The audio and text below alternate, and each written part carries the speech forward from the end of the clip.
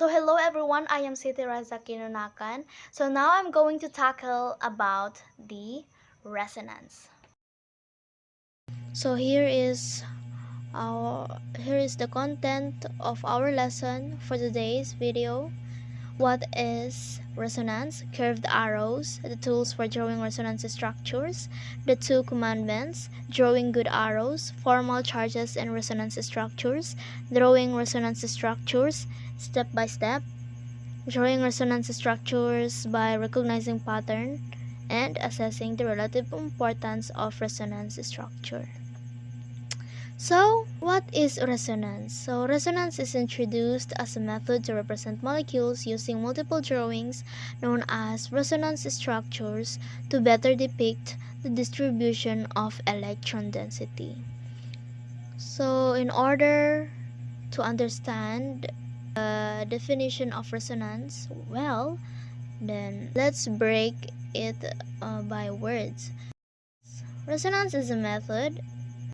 Multiple drawings are our tools, and resonance structure are what we call those drawings, and electron density or the distribution of electron density is what we're trying to learn in this lesson.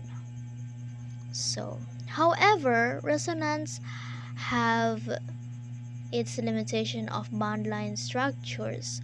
Although nindot na kayo atong pagdraw sa atong compound nya, nindot pa kayo kay ang atong mga atom kay nag-connect yun sila each other, pero pag abot sa kung asa dapit iyang electrons or gamove iyang electrons, dira ra jud ta ninyo masipyat, which are better thought of as a cloud of as a cloud of electron density rather than solid particles.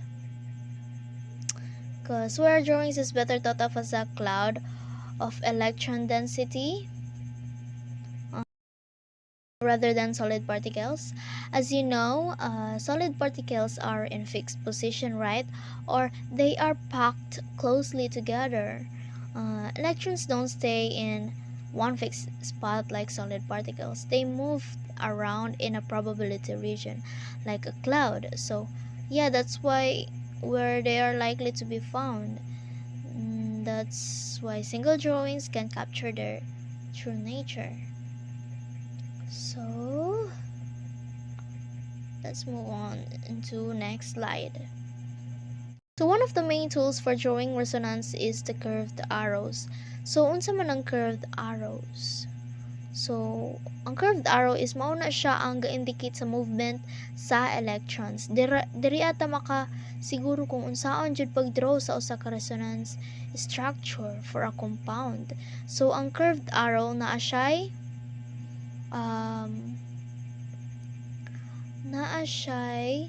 head. Okay. Na siya'y head and tail. So mao ni iyahang itsura. Mao na yang itsura, no? And so ang tail ang ilhanan kung asa gikan ang electron. So ang tail ang ilhanan kung asa gikan ang electron, ug ang head ang ilhanan kung asa padulong ang electron. So dapat naara jud kay kailangan suituon nga butang kung mag-drawing og arrow, which are iyahang tail naa dapat sa right place og iyahang head dapat pud naa sa iyang right place. Okay, next slide.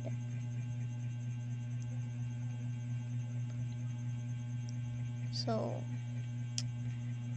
first, we need to talk a little bit about electrons since the arrows are describing the electrons. So So atomic orbitals can hold a maximum of 2 electrons. So there are only 3 options for any atomic orbital. So if the number of electrons in atomic orbital is 0, then nothing to talk about because there's no electron. Then if the number of electrons in atomic orbital is or has 1, then it can overlap with another atomic orbital, also housing 1 electron to form a bond with another atom. And this is what we call, or the outcome is ang bond. Okay. And if the number of electron in atomic orbital is 2, then the atomic orbital is filled and it is called a lone pair. So we have an example here, as you can see in our first image. This is the example of the electron that make up the double bond have been moved. Then this is an example of electron coming from a bond. So unsa man atohang na notice dere, ang double bond nga naa, di ba, diri sa left side kay tuara na sa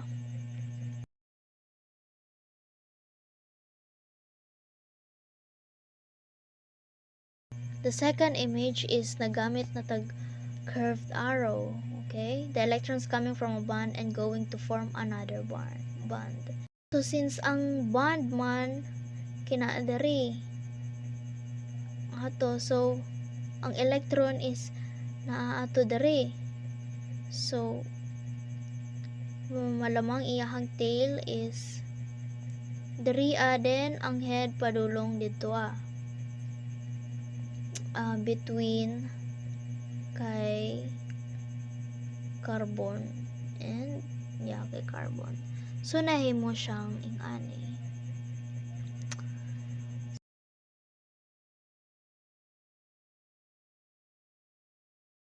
So next slide. In the third image, electrons come from a lone pair. So if ang electrons is come from a lone pair. So anyway guys, what is lone pair? So kining duha ka dots, mauna siya ang lone pair. So this image shows that electrons come from a lone pair. And remember lang guys, never draw an arrow that comes from a positive charge. Positive charge, the tail of an arrow must come from a spot that has electrons. So karon kay kabalo naman ta kung unsa ng curved arrows dariya na sa the head of an arrow must either point directly in between two atoms to form a bond like this. So dapat ang head sa atong curved arrow is between daw sa atoms or sa tunga. So yung nga ang pagdraw sa sa curved arrow. So kailangan daw ang head. So unsa ganitong head? Okay. Kini siya. Kining head dapat between daw ni siya sa duha ka atom, which is kining carbon. Kana sila. So between diriya mismo sa tunga. Okay. Para mailhan nga kini daw nga bond is mag-transfer siya between sa duha pod ka at sa carbon. Then or it must point to an atom to form a lone pair like this. So if ang bond is mag-form siya into lone pair, Then kailangan kining tail is naa siya sa tunga aning isa double bond or no or dapat na siya sa tunga sa bond, and ang iyahang head is dapat naka-point siya sa atom like this. So dili ing ana, dili pud ing ani, dili pud ing ana, kundi dapat ing ani. Kundi dapat ing ana.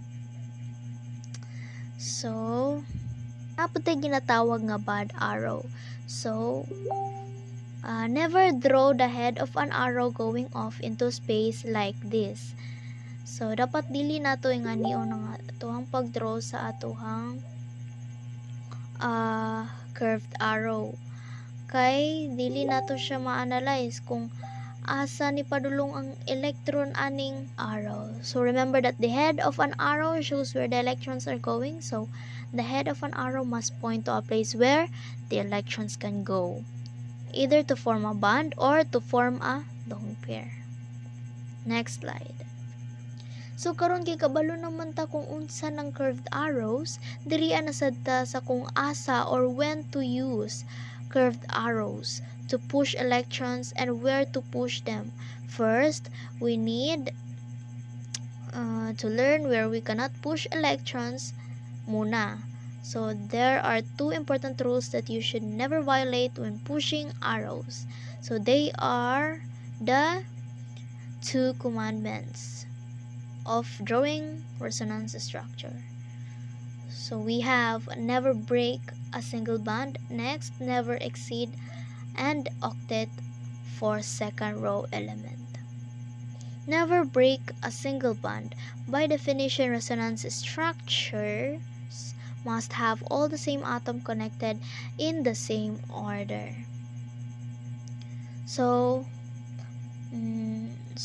kini sila is carbon na sila. So same na sila nga atoms. So if same nga atoms, dapat they are connected in the same order. So sa image, bawal gikini siya kay ma-break na to ang single bond, then dili na nato siya maano unsa ni siya nga compound.